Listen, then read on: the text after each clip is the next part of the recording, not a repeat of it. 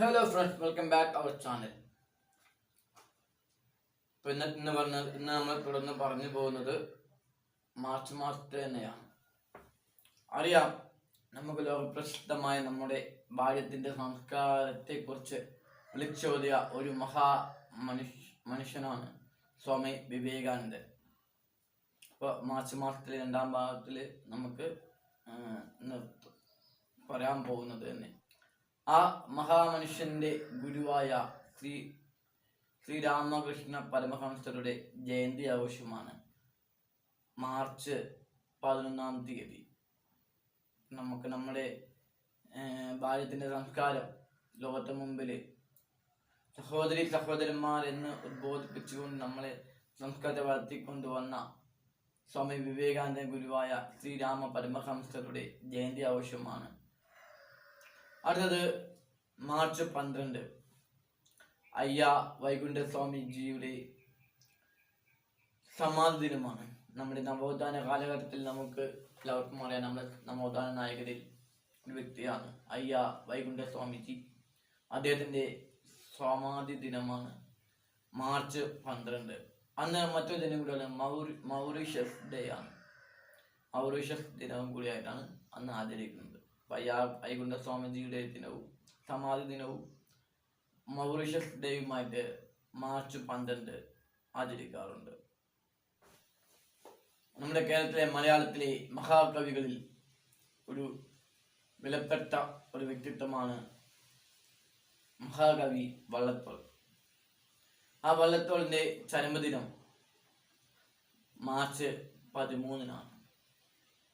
നമ്മളെ അനവധി കൃതികളാൽ നമ്മളെ ഉദ്ബോധിപ്പിച്ചുകൊണ്ട് നാടിന്റെ സ്വാതന്ത്ര്യ സമരത്തിലും പങ്കുകൊണ്ട മഹാകവി വള്ളത്തോളിന്റെ ജന്മദിനം മാർച്ച് 13.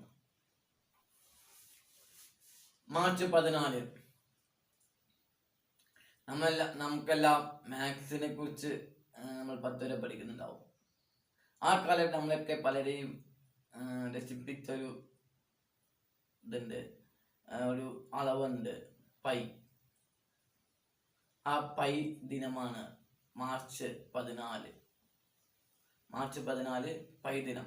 കൂടാതെ നമ്മുടെ രാജ്യത്തും മറ്റു രാജ്യങ്ങളിലെല്ലാം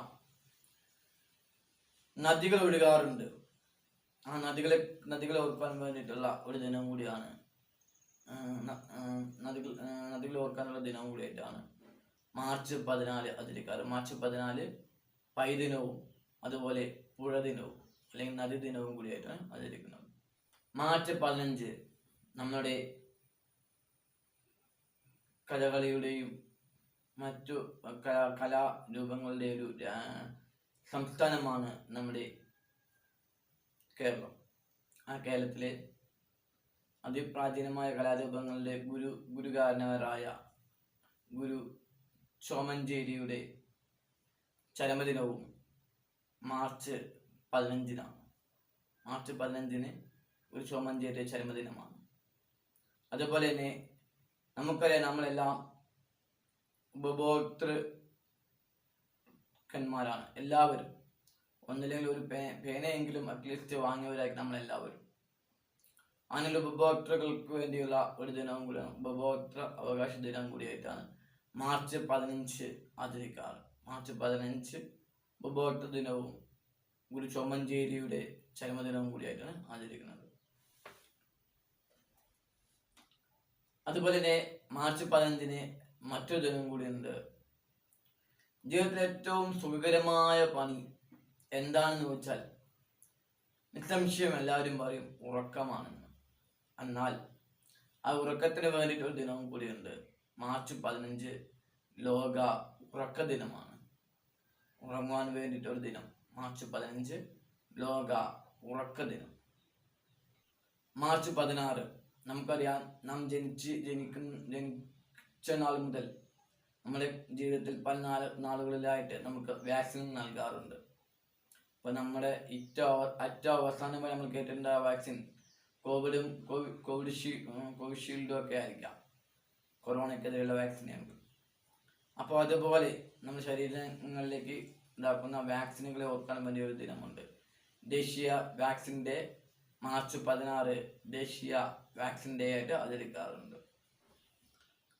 മാർച്ച് 18 നമുക്കറിയാം, നാം രാഷ്ട്രീയങ്ങളിൽ പല കാലഘട്ടത്തിൽ നമുക്ക് ഓർഡിനൻസ് ഇറക്കുക എന്ന് കേട്ടിട്ടുണ്ടാവും. അതുപോലെ തന്നെ ഫാക്ടറികൾക്കും മറ്റും പലതരം ഓർഡിനൻസുകൾ ഇപ്പോൾ ഇറക്കിക്കൊണ്ടിരിക്കുന്നുണ്ട്. ആ ഓർഡിനൻസുകൾക്ക് വേണ്ടി ഒരു ദിനമായിട്ട് മാർച്ച് 18 ഓർഡിനൻസ് ഡേ ആയിട്ട് ആചരിക്കാറുണ്ട്. Ordnance day, factory ordnance day ആയിട്ട് മാർച്ച് 18 ആചരിക്കാറുണ്ട്.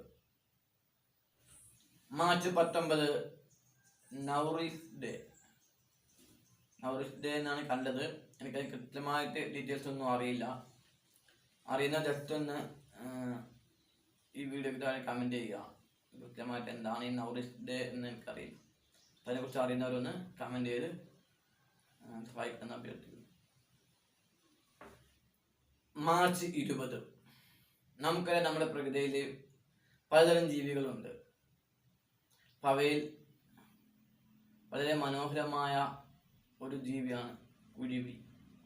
ആ കുരുവികളൊക്കെ നമുക്ക് സന്തോഷം ഉണ്ടാവും, അല്ലേ?